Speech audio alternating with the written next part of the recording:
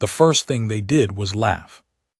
I know because I was monitoring the Carveth Syndicate's open band transmission when their fleet commander made the identification. The laughter wasn't a figure of speech. It was a real sound, broadcast in the clear on the standard commerce frequency, presumably because he wanted his own crew to share the moment. 7 ships behind him, all listening, all of them finding it funny. What they found funny was us. I'm de la Vos, Warrant Officer, Weapons Integration, EAS Threshold Patience. I've served aboard this ship for 19 years, which means I know her better than I know most people and considerably better than I know myself.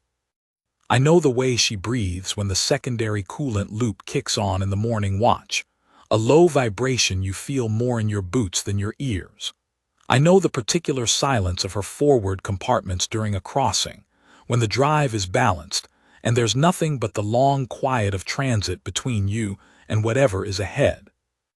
I know the corridor off frame Ring 7 that smells inexplicably of burnt copper, even though the diagnostics have never found anything wrong, and the bunk alcove in Crew Section 4, where the overhead panel runs 3 degrees warmer than it should, and the way the portside observation gallery catches the first light of any system entry in a wash of pale gold that I haven't stopped finding beautiful in 19 years of watching it. The Carveth Fleet Commander looked at the threshold patients and saw a derelict. I can explain why he thought that. I have to explain why he thought that, or none of what comes next makes sense. The ship is old. Not old the way a museum piece is old, preserved behind glass with a placard explaining its historical significance. Old the way a cliff face is old, genuinely, materially, constitutively ancient, in a way that registers in the bones before the mind catches up. The exterior hull is the original cast, produced at the Carveth fabrication yards in the first decade of the Deep Survey program, 75,000 years ago. There are pits in that hull from micro-impact accumulation that go back 40,000 years. There are thermal stress marks along the aft dorsal ridge that predate the current FCD charter by a factor of 10. The hull alloy itself, an early generation variant of what we now call continuity grade composite, has a specific spectral signature that any galactic standard materials database will date to an era when most of the species currently operating in this region hadn't yet discovered fire. The fleet commander saw the spectral profile. He saw the hull geometry, broad, rounded, low maneuverability by modern standards, the design language of an era that prioritized mass shielding over adaptive configuration. He saw the drive signature, which is throttled to match historical parameters in deep transit because the Commission requires us to do that, and which registers to outside observers as roughly equivalent to third-tier commercial hauler capability. He saw a vessel that, by every external indicator he had access to, was an antique. He saw something that should have stopped operating somewhere between 40 and 50,000 years ago and clearly hadn't gotten the message.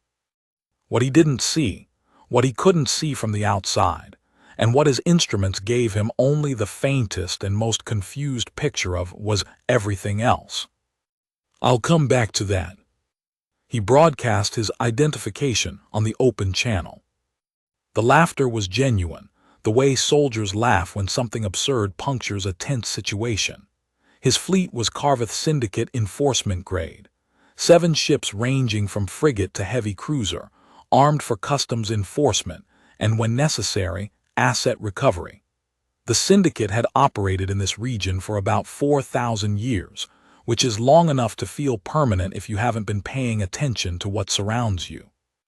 They held a salvage claim on an Earth vessel listed as abandoned in the Galactic Standard Registry, filed against the original Threshold Patience Survey registration, which had never been updated because we'd never needed to update it, because the ship had never stopped operating. The registry still showed the original mission profile, deep survey, long-range biological catalog, provisional contact capability. The profile was technically accurate as far as it went. It just didn't go very far. The fleet commander's name was Soth Kavar, an old syndicate family name, which meant he'd grown up with the syndicate's institutional assumptions about what things were worth and what they weren't. He came from a culture that measured age in terms of obsolescence.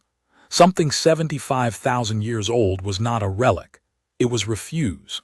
It was an embarrassment, a thing that should have been scrapped and replaced generations ago by anything remotely capable.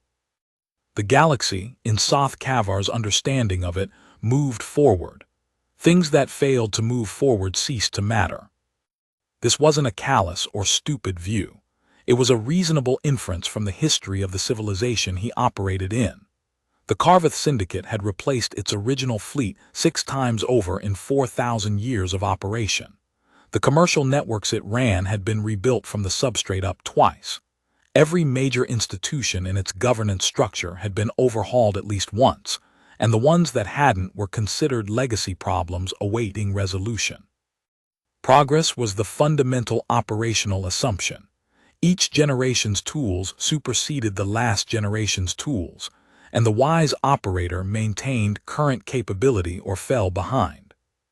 In that framework, a ship whose spectral profile dated to the Deep Survey era wasn't an operational vessel. It was a reminder of how far things had come, drifting forward on inertia and failing to understand that it had been left behind. He had filed a salvage claim because filing a salvage claim was the correct response to that assumption. He had laughed because the situation in that assumption was objectively funny. An ancient relic still somehow out here, logged as active in a database entry that no one had cleaned up, waiting to be collected and processed. The laughter was professional humor, the kind that cuts tension before a routine operation. There was nothing malicious in it. That is important to understand. What was about to happen to his understanding of the universe was not a punishment. It was simply the arrival of information he didn't have. Our captain, Myra Solon, was 47 years old, a quiet woman from the southern fabrication districts of Earth's western continent, who had commanded the threshold patients for 11 years. She held a commission rank that doesn't translate cleanly into syndicate terminology, but the closest equivalent is something like Admiral of Standing, a designation indicating continuous service command authority across multiple operational generations. She came from a family that had contributed officers to the EAS for 9 generations. Her great-great-grandmother had been on the original crew of the Threshold Patients at its commissioning, 75,000 years ago, in the person of a woman named Voss, which is also my family name, because service to this ship has been in my line for a very long time. I mention this because it matters to what came next. Captain Solon heard the laughter. She was on the bridge when Kavar's identification broadcast came through, and the communications officer looked up from the board with the expression that junior crew always wore in that moment. A kind of involuntary uncertainty, because they knew what the ship was, and they still weren't entirely sure how the outside world's confusion was supposed to feel. Solon didn't change expression. She said, "Log it and set the response clock," and went back to her charts. The response clock is a commission protocol. When an unaffiliated vessel makes contact with the threshold patients on a challenge or identification basis, we have exactly 40 minutes before we are required to respond formally. The 40 minutes is not evasion. It is the interval the Commission determined was appropriate for a ship of our classification to complete its internal notification sequence, confirm its authority parameters, and prepare a response that reflected our full standing. In practice, it means we have 40 minutes to get ready before we tell them what they're looking at. I spent those 40 minutes at my station. My station is weapons integration, which, on most ships, is a combat operations role. On the threshold patients, it is something more than that. The weapons systems of this vessel have been updated continuously across 75,000 years of operation, which means that the integration matrix I work with contains layer upon layer of successive capability additions, each installed at the technology frontier of its era, None of them removed because the Commission doesn't remove functional systems, only adds to them. What I sit in front of is not a single weapons suite. It is the entire accumulated weapons history of human space capability since the Deep Survey era, stacked and integrated and cross-referenced, with a processing substrate that was last comprehensively updated 1,200 years ago, and has been incrementally improved approximately every 40 years since. I've had junior officers ask me, when they first rotate onto the station, how I keep track of it. The honest answer is that I don't, entirely. No individual does. The integration matrix is larger than any one person's working knowledge, and it took me 3 years into my posting before I stopped finding systems I didn't know existed. In year 4, I discovered a passive sensor suite installed during what the Commission's historical records called the NHARAC survey period, roughly 38,000 years ago, that had been quietly cataloging background radiation signatures in every system we transited since its installation, and had accumulated a dataset that no standing galactic research institution could match. The system ran silently in the background of the integration matrix, logging, updating, cross-referencing against Commission archive data, and had never once required maintenance intervention in 38,000 years. The material science of its housing had outlasted 12 successive generations of replacement materials by sheer virtue of the quality of the original fabrication.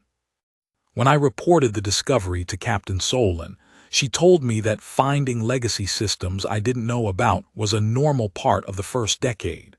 She had found 3 herself in her first year of command. She expected I would find more. She was right. I've been finding them ever since. There's something this process teaches you slowly, across years of it, something about what it means to inherit rather than build, to be the current holder of a thing that extends far beyond your own tenure. You learn that the people who came before you were not naive simply because their era was earlier. You learn that care, compounded across time, produces things that look miraculous from the outside and are completely explicable from the inside. You learn that the correct response to finding something you didn't expect in the integration matrix is not surprise, but gratitude. Gratitude that someone, 30,000 or 50,000 years ago, did their job well enough that the work is still here for you to find. The Carveth fleet had no way to see this from the outside. There is nothing on the hull to indicate it. The hull looks like what it is, 75,000 years old, and nothing on the exterior of the ship breaks that impression, because the Commission requires that we not break it. This is not vanity. It is policy. I'll explain the policy. 30,000 years ago, the Galactic Continuity Framework determined that a significant source of interspecies conflict arose from the arms disclosure problem. Advanced civilizations advertising their capabilities in ways that prompted preemptive action from rivals who felt threatened. The framework developed a set of protocols for member civilizations that had achieved what the founding documentation calls Tier 5 standing, meaning civilizations whose defensive capabilities had reached a threshold beyond which advertising them served no purpose except provocation. Earth achieved Tier 5, standing approximately 28,000 years ago. Since then, we have operated under Commission Discretion Protocol 7. Exterior presentation of Earth vessels reflects original classification, not current capability. We show what we were. We do not show what we are. The threshold patience, to any observer with a standard galactic materials database and a functioning spectrometer, looks like a 75,000-year-old survey vessel that never got scrapped. It is also the most heavily armed ship its mass class has ever fielded in the history of human space operation. These two things are not in conflict. They are, in fact, entirely consistent with each other. The ship is what it was. It is also everything it has become. The Commission doesn't believe in throwing anything away. I had 14 minutes left on the response clock when the Syndicate fleet went active. Not weapons active, sensor active. Soth Kavar had apparently decided that 40 minutes was an unreasonably long response interval for a derelict vessel, and he'd instructed his sensor operator to run a full active sweep. The kind of deep penetration scan that a syndicate enforcement fleet used when it needed to establish the internal condition of a vessel it intended to board. The sweep was aggressive. It was also, on paper, a customs authority procedure, which meant it was technically legal under framework commerce protocols, which meant there was nothing we were required to do about it. What the sweep found confused the syndicate operator badly enough that Kavar's next transmission came in 3 minutes later on a private channel, rather than the open frequency. He wasn't laughing anymore. The private channel meant he'd decided this was not, after all, a situation he wanted to share with his entire fleet in real time. That told me something about how quickly he'd reassessed. Captain Solon took the channel on the bridge. I could hear Kavar's voice through the bridge speaker from my station, lower than his open band transmission, with a particular quality to it that I recognized from the 18 months I'd spent on exchange duty with the EFC Diplomatic Division, a quality that experienced officers develop when they've found something they don't have the context to explain and have decided not to admit it until they understand it better. He asked if there was a crew aboard. The commission protocol for that question is straightforward. Confirm presence, confirm designation, confirm charter authority. Do not elaborate on capability until the response interval has expired. Captain Solon confirmed all three. 14,000 kilometers away, I could almost feel Soth Kavar processing the charter authority citation. Because the Earth Continuity Commission is in the framework registry, and it takes about 30 seconds for any galactic standard intelligence system to pull the relevant entries, and about 30 more to realize that the entries don't give you what you actually want to know. He asked what charter the ship operated under. Solon said, Deep Survey, Continuous Commission, original authorization date registered in the Galactic Framework log. He asked what the original authorization date was. Solon told him. There was a pause, not a long one. The kind of pause that happens when a number arrives and the receiving party is running their own calendar backward to check it, and then checking it again, and then running it a third time because the answer they keep getting doesn't align with the situation they think they're in. He asked if the survey commission had been maintained without interruption. Without interruption, Solon confirmed. Continuous operation. This vessel has been operating under active commission for 75,000 years. Another pause, longer. I used the pause to run my own final check of the integration matrix. This was not because I expected to use it. The Commission's position on unnecessary engagement is clear enough that it barely needs stating. We do not engage unless engaged, and we do not escalate unless required. But 19 years on the threshold patience had given me a deep appreciation for the gap between what was expected of a situation and what actually happened, and the rule I'd taught my junior integration officers since my second year of the posting was this: never let surprise find you without your hand already on the board. The matrix was clean, all 47 active subsystems nominal.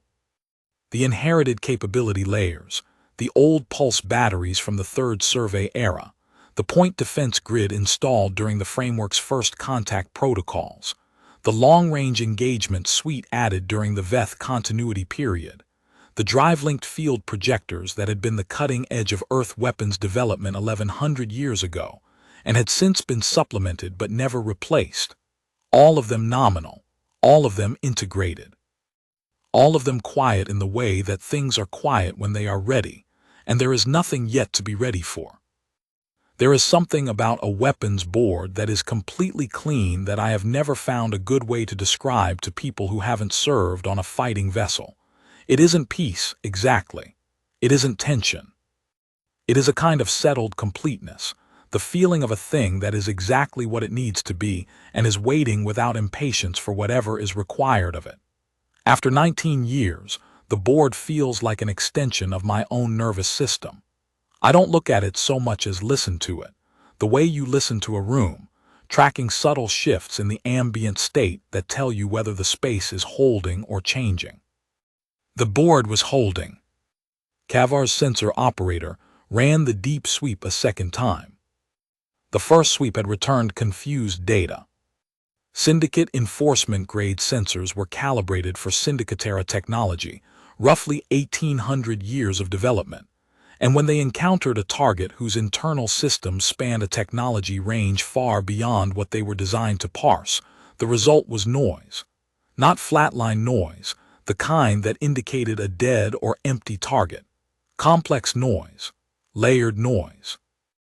The kind that a competent operator recognized as signal dense in a way they couldn't decode, which was in some ways more unsettling than a weapon pointed at you, because it meant the thing you were looking at was larger than your instruments could see. The second sweep returned the same result. I watched Kavar's fleet on the passive array, 7 ships. The formation had been holding a constant approach vector since initial contact, closing distance at a rate consistent with standard enforcement protocol, slow enough to maintain a dialogue interval, fast enough to demonstrate authority. After the second sweep, the formation decelerated, not a dramatic emergency stop. A considered reduction in approach speed, the kind that happens when a commander realizes the situation requires more processing time than the original approach vector was going to allow. He called on the private channel again. "Your sensor return is inconsistent," he said. He kept his voice level. He was a professional, I'll give him that. "Our instruments are having difficulty characterizing your internal systems." "That's common," Captain Solon said. There was a beat. "Common," Kavar repeated. "We encounter it frequently in first contact scenarios with non-commissioned vessels," Solon said. "The difficulty is a function of the technology range. Our internal systems span approximately 75,000 years of development. Standard sensors calibrated for shorter operational histories sometimes have difficulty resolving the full picture." I could not see Soth Kavar, but I had a clear imagination of him in that moment, because I'd seen the expression on enough faces over the years, the expression that happens when someone processes a sentence that is internally coherent and externally verifiable, and still somehow fails to produce a mental image that makes sense. The words are not difficult. The implication is the problem. 75,000 years of development on a single ship. The threshold patience had not been rebuilt in that time. She had been maintained, upgraded, extended. The original hull, original structure, original frame, all intact, all original, all 75,000 years old. The systems inside that hull had been added to in every generation, each addition representing the best human capability of its era, each layer preserved rather than replaced because the Commission's position on preservation is that functional things don't stop being functional simply because something better exists. The old pulse batteries from the third survey era were still operational. They were supplemented by 46 subsequent generations of weapons capability, but they were still there, still functional, still integrated, because on a commissioned vessel nothing that works gets removed. The sensor operator couldn't resolve the full picture because the full picture required a sensor system capable of identifying and categorizing technology from 75 different developmental eras simultaneously, calibrated for a technology range that began before most current galactic civilizations had star travel, and ended 1,200 years ago with the last comprehensive update, with incremental additions in every decade since. No Syndicate sensor array had been designed for that task, because no Syndicate officer had ever imagined they would encounter a target that required it. Kavar had filed his salvage claim against an abandoned antique. He was looking at a living palimpsest. I want to be precise about what we were not in that moment because the story gets told wrong sometimes. We were not a threat. We were not issuing a threat. We were not performing strength. The threshold patience was in transit on standing commission business, which in this case was a periodic deep survey passage through the outer boundary of what the commission's charts designated as the Carveth Administrative Zone, a region the syndicate had acquired operating rights to approximately 3,500 years ago, which was long after Earth had first surveyed it, which was why the commission's survey passage was registered in the framework log as a continuing right of prior claim. Kavar's salvage claim was legally void. Not because of anything the threshold patients had done, but because you cannot file a valid salvage claim against an active commission vessel on an active commission mission, and the commission's registry entry was continuous, unbroken, and predated the Carveth Syndicate's existence as an entity by approximately 71,500 years. The claim had been filed by an operator who assumed the registry entry was an artifact, a dead record for a long-dead vessel that had never been cleaned out of the database. It wasn't. It was a live record for a live ship, and the framework's own legal protocols made the salvage claim unenforceable the moment the ship confirmed active crew and active commission. None of this required weapons. None of this required a display of force. The legal situation was as clean as my weapons board. The reason Kavar was still on the channel, still asking questions, was not that the situation was legally complicated. It was that he had come to collect an antique and found something he didn't have a framework for, and he was trying to build one in real time, and the threshold patience was not helping him except by answering his questions honestly. The response clock expired. Captain Solon switched from private channel to the open frequency and addressed the syndicate fleet formation as a unit, which was the commission protocol for formal response. All 7 ships, simultaneously, on the channel Kavar had originally used to broadcast his laughter. This is the Earth Continuity Commission Survey Vessel Threshold Patience, operating under Active Commission Registration Number 1 Deep Survey Original, dated 75,314 years before present. I am Captain Myra Solon, Commission Grade Commander, Continuous Service Authority. We are on active passage under Framework Charter Article 9, which governs prior claim survey transit rights. Our commission registry entry is continuous and unbroken. Any salvage claim filed against this vessel is invalid under Framework Protocol 714, which prohibits salvage action against actively crewed, actively commissioned vessels operating under prior claim charter authority.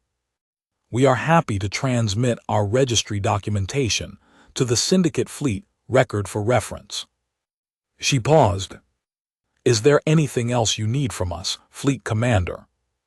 The open channel was very quiet for a moment, 7 ships, all of them listening. I checked the passive array. The syndicate formation had stopped its approach completely, holding position, 14,000 kilometers out, which was inside what most tactically aware commanders would have considered a significant engagement range with the wrong kind of target, close enough that the question of what the target was capable of had become considerably more urgent. Kavar came back on the open channel.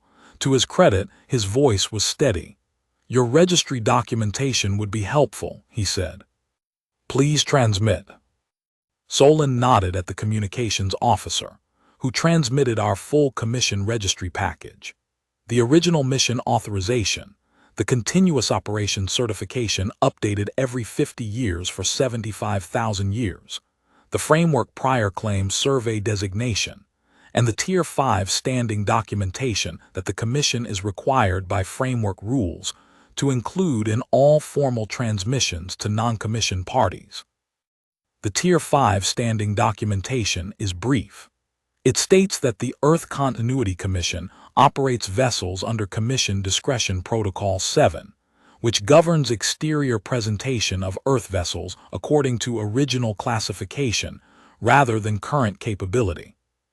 It notes that this protocol is in force for all active commission vessels. It does not specify what the current capability is.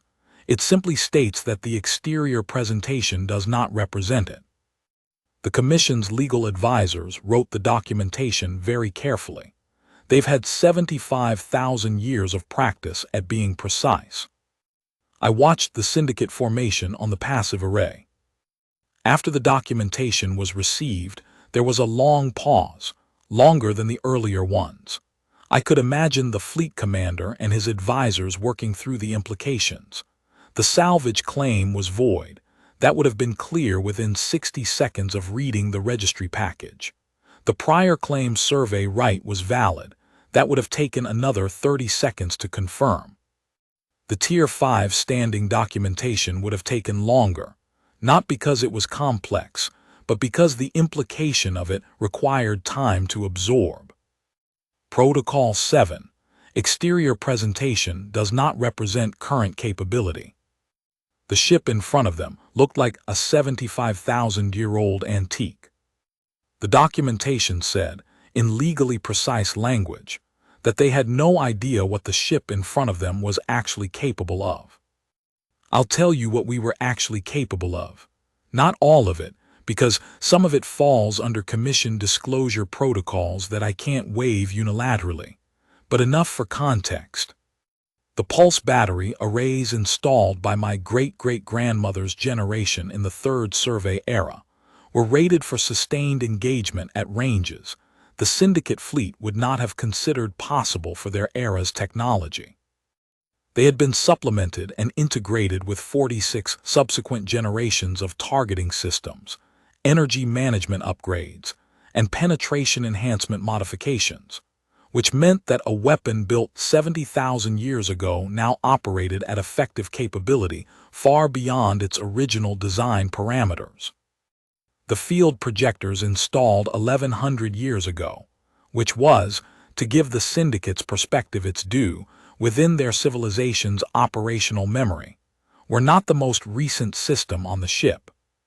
They were, however, the most recently comprehensively updated. The 1,200 years since had seen incremental improvements to their modulation range and response latency, additions made during standing maintenance cycles in the same quiet, continuous way that the Commission had maintained and upgraded every other system on the vessel. Not dramatic, not announced, simply done, generation after generation, because there was a ship and it needed to be kept. The Syndicate fleet was 7 ships, medium to heavy Syndicate enforcement class. Well-maintained, well-armed for their role, crewed by professionals who knew their equipment and their doctrine. In a standard engagement against a standard opponent of comparable size, they would have been a serious force. The threshold patients could have disabled all 7 of them without moving. I say this without pleasure and without boasting, because neither is appropriate and the Commission's culture doesn't encourage either. I say it because it is accurate.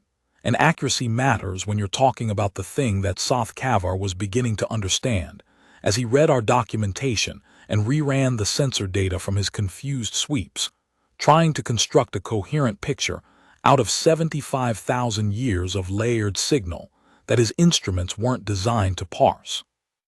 The understanding, when it came, didn't come all at once. It arrived the way a tide arrives, not as a single wave but as a slow, inexorable rise that you first notice when your boots are wet, and you realize the ground has changed under you without your having registered exactly when. Kavar came back on the private channel. He asked how long we had been operating in this region. Solon said, "This transit is our 43rd passage through the outer boundary of the zone your Syndicate administers. The first passage predates your Syndicate's operating license by approximately 69,000 years." He asked if we had filed passage notifications with the Syndicate. The framework protocol for prior claim survey transit does not require notification to subsequent administrative operators, Solon said. However, we have maintained courtesy notifications with the Syndicate's administrative registry since your licensing was registered 3,417 years ago. The notification records are available in your own registry files if you search under Earth Commission Survey Transit. A pause. The kind of pause that happens when someone realizes they have access to information they haven't looked at and is beginning to understand why they should have. Your salvage claim, Solon said, without particular emphasis, was filed 312 years after our most recent courtesy notification. The vessel registration that served as the basis for the claim is the same registration number as our active survey commission. If your syndicate's registry operators had cross-referenced the salvage claim against the active commission database, they would have found a flag indicating active crew status. She wasn't making an accusation. She was stating facts. This is a thing about commission-trained officers that takes some adjustment if you've spent time in other services. They are not, as a culture, given to theater. The facts were the facts. She laid them out because they were relevant, not because she was trying to humiliate anyone. But the facts were also, in their quiet way, damning.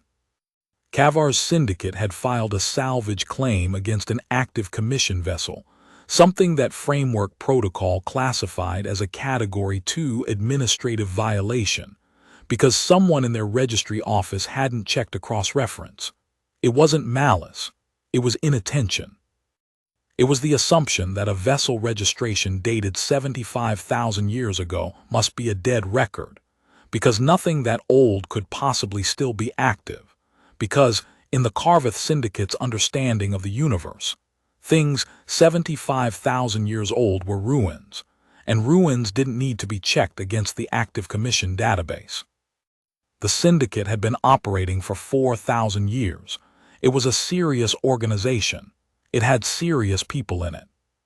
Kavar was, I'll say again, a professional. But it had been operating for 4,000 years. It had no institutional memory of a time before it existed. It had no framework for a vessel whose operational history was 18 times longer than the syndicate's entire existence. It had no habit of checking whether an ancient registry entry might be alive, because in 4,000 years of operation, an ancient registry entry had never been alive before. 4,000 years is genuinely long, by most standards. I don't say this to diminish Kavar or his organization. Civilizations have risen and concluded their entire arc in shorter spans. The Carveth Syndicate had navigated 4 millennia of galactic commerce, conflict, and change, and come out the other side intact and functioning, which was a real achievement. The people who built it and maintained it and passed it on had done serious work. But 4,000 years is also, in the context of the Commission's operational history, a recent thing.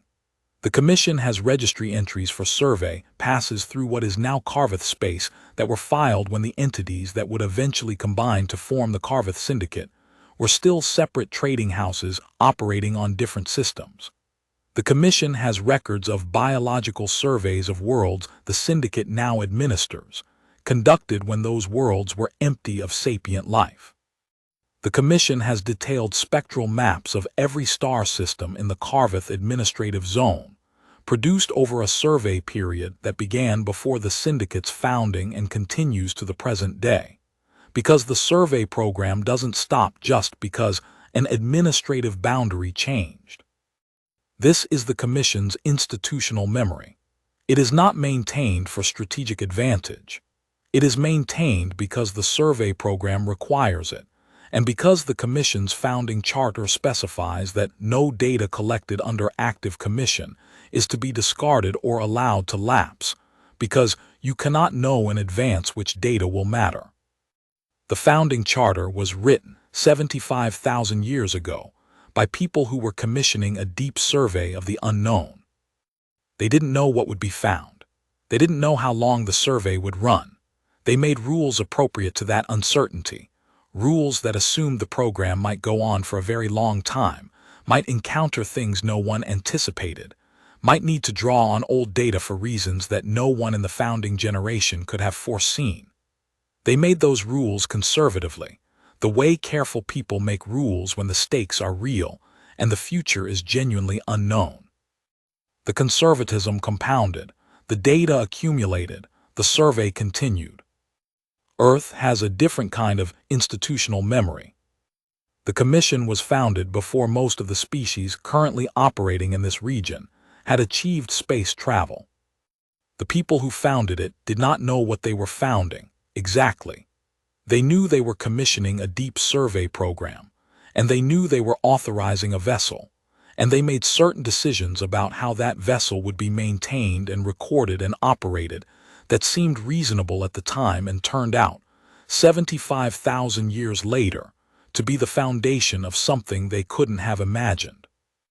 They made those decisions carefully, because careful people were available, and because care was appropriate when you were sending a ship into the unknown on a commission without a specified end date. The care compounded. Every generation that inherited the threshold patience inherited the decisions of the generation before. Every generation that updated her systems made those updates with the same care that had governed the original commission, because that was the culture, and the culture was self-reinforcing. You maintained what had been given to you, and you passed it on better than you received it, and you did this not because anyone was watching, but because it was the right thing to do with a ship. My great-great-grandmother served on this ship.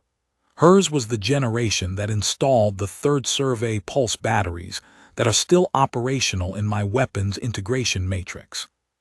She understood that she was adding to something, not replacing it, that the thing she was adding to had value that she could extend but not create, and that the thing she created by extending it would itself be extended by the generations after her. She didn't know my name. She didn't know that I would be here. She did the work because the ship was there, and the work needed doing, and she trusted that someone would be here to inherit it. I think about her sometimes at the weapons board, when the board is clean and the ship is quiet, and the space ahead is full of everything that hasn't happened yet. I think about the 17-year-old who signed on to a deep survey vessel for a voyage she expected to last a decade, and who came back 40 years later and signed on again, because the ship was still going and she wasn't finished, and who served 4 more rotations before she handed her station over to her granddaughter, and retired to a farm somewhere in the Karath lowlands with 70 years of deep space in her bones. I think about what she passed on. I think about what it means to be the current holder of a thing that is much longer than any individual life. I think about the quality of her attention, not what she knew, because what she knew was limited to what her era had developed, but the quality of the work she did with what she knew. The pulse batteries she installed are still operational because she installed them well, maintained them carefully, documented every repair and adjustment in the commission log with the precision of someone who understood that the documentation would outlast her. The records are still there. I can pull them up. Her handwriting, translated through 4 successive digital archiving migrations, appears as clean text on my terminal maintenance notes from 70,000 years ago, describing work on a battery array that is still in my integration matrix, still operational, still contributing to the capability that Soth Kavar's sensors could not fully resolve. She didn't know that I would be reading those notes. She didn't know that the batteries would last. She simply did the work as well as it could be done, because that was what the ship required, and then she handed the station to the next person. I think about this, and then I look at the board and make sure it's clean, because that is what she would have done, and that is what comes after the thinking. Kavar's formation had been holding position for 23 minutes. His sensor operator ran the sweep a 3rd time. I watched the returns on my board with the mild interest of someone watching a thing they've watched before. The syndicate sensors couldn't see the full picture. They would not be able to see it on a 4th pass or a 14th. The technology resolution problem was fundamental, not a matter of calibration adjustment. To fully characterize the threshold patience's internal systems with active sensors, you would need a sensor suite calibrated for 75 developmental eras simultaneously. The kind of instrument that only existed in the Commission's own inventory, because only the Commission had needed to build it, and only the Commission had had the institutional continuity to develop it over the relevant timescale. From the outside, the threshold patients returned complex, unresolvable noise. From inside, the board was clean and settled, and completely itself. There is a phrase that the Commission uses in its formal documentation for situations of the kind that Kavar was now in. The phrase is Capability Differential Recognition Event. It means the moment when an outside party has gathered enough information to understand that the capability gap between themselves and a Commission vessel is larger than they initially assessed. The phrase is dry and administrative, in the way Commission language tends to be, but it contains within it a real thing, the specific quality of understanding that arrives when the numbers stop lying to you and you're left with a picture that you would have refused to believe an hour earlier. The formation had stopped, the sweeps were returning noise, the registry documentation was unambiguous. The Tier 5 standing notation sat in Kavar's file like a door with no label on it, telling him only that whatever was behind it was not visible from the outside, and that this was policy rather than accident. He came back on the private channel. "I need to understand something," he said. "Of course," Solon said. "The Tier 5 standing designation. It says your exterior presentation doesn't represent your current capability." He paused. "What is your current capability?" Captain Solon was quiet for a moment. Not hesitating, "I've served with her for 11 years, and I know the difference between her hesitations and her considered silences." She was choosing her words. The Commission protocol for this question was clear. You were not required to specify, only to confirm that the Protocol 7 notation was accurate and in force. But there was a secondary guidance in the Commission's operational documentation for first contact and challenge scenarios that I'd read often enough to know by heart. When a capability differential recognition event has occurred, and when the outside party has demonstrated sufficient professional conduct to merit a substantive response, a Commission officer may provide a general orientation statement that assists the outside party in correctly calibrating their understanding of the situation. Kavar had been a professional throughout. He had not made threats. He had not escalated. He had come to collect what his syndicate's registry told him was abandoned refuse, found something he couldn't categorize, and responded with caution and genuine inquiry. He deserved a calibration. Solon said, "Fleet Commander, the threshold patience has been in continuous operation for 75,000 years. In that time, we have upgraded our systems at every available opportunity, using the best technology available to us at each stage of development. We have removed nothing that continued to function. We have supplemented everything with whatever was better. Our internal systems currently span 75,000 years of accumulated capability. Not the capability of any one era, but every era, integrated and maintained. Your sensor sweeps are returning complex, unresolvable data because your instruments were not designed to characterize a technology range this broad. That is not a failure of your instruments. It is a function of the gap." A pause. "Your salvage claim is legally void. Your right of passage in this region is not in question. The Commission respects the Syndicate's administrative license, and we have no objection to your continued operation here. But the claim was filed against an active Commission vessel, which is a Category 2 administrative violation under framework protocols. The Commission does not pursue administrative violations as a matter of routine when they arise from misidentification rather than intent. We will not pursue this one. The documentation we have transmitted is sufficient to void the claim in the framework registry, which your administrative office can action when the formation returns to your base station." She let that settle. Then she said, "The threshold patience will continue its survey transit as scheduled.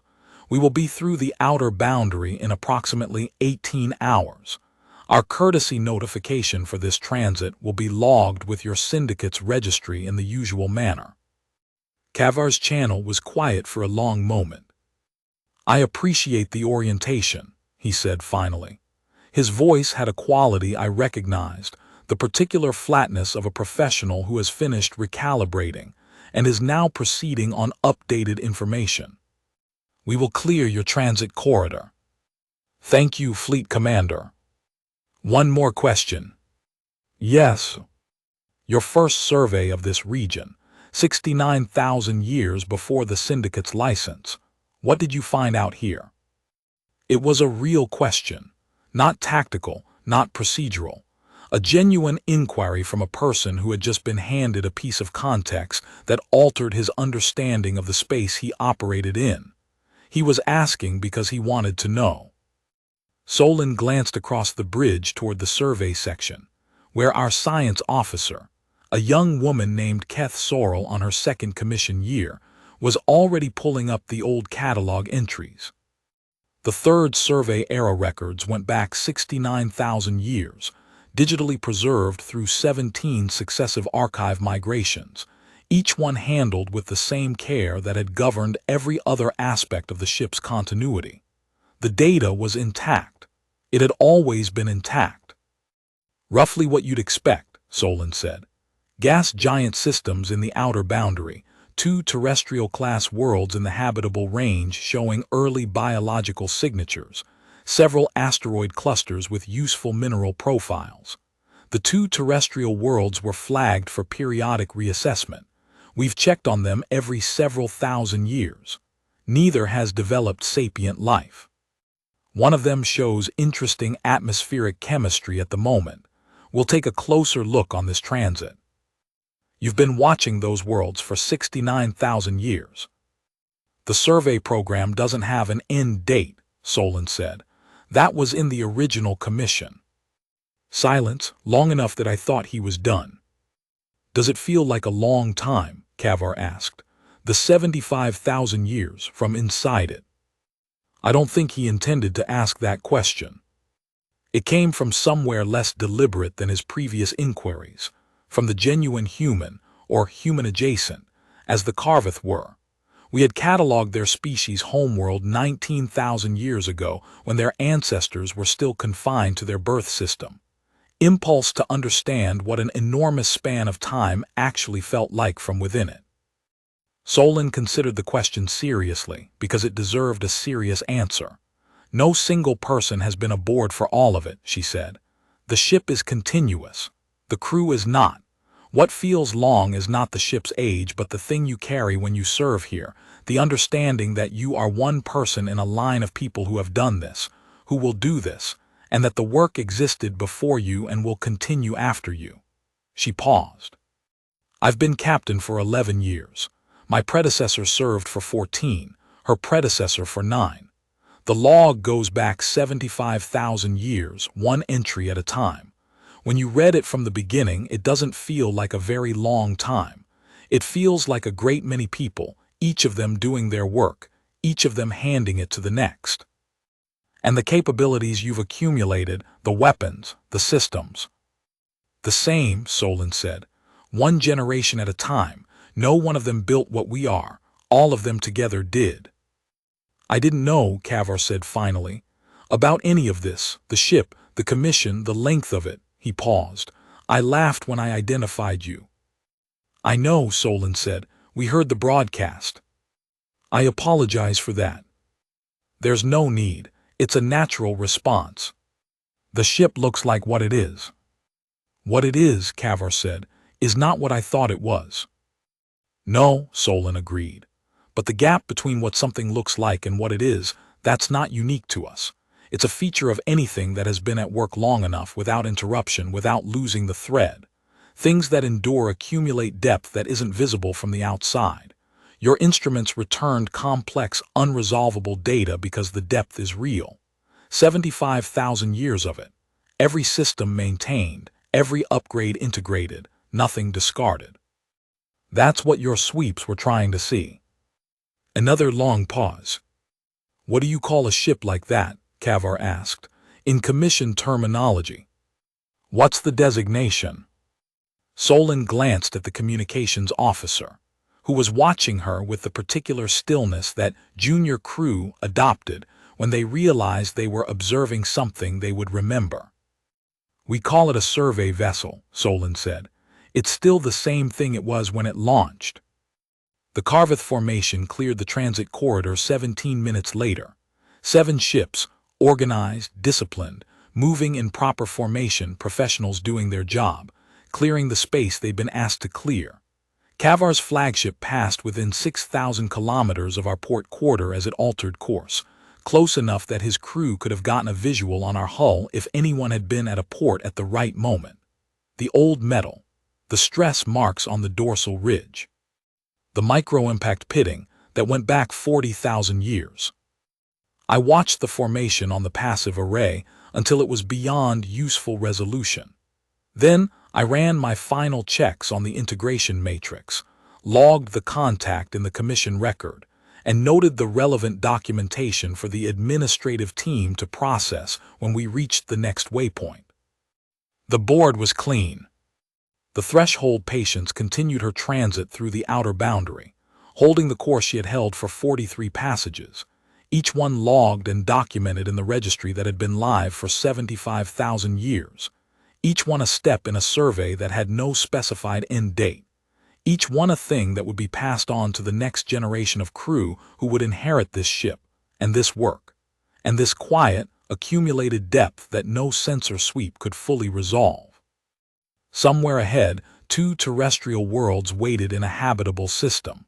One of them had interesting atmospheric chemistry. We were going to take a closer look. That was what we were there for. That is what we have always been there for.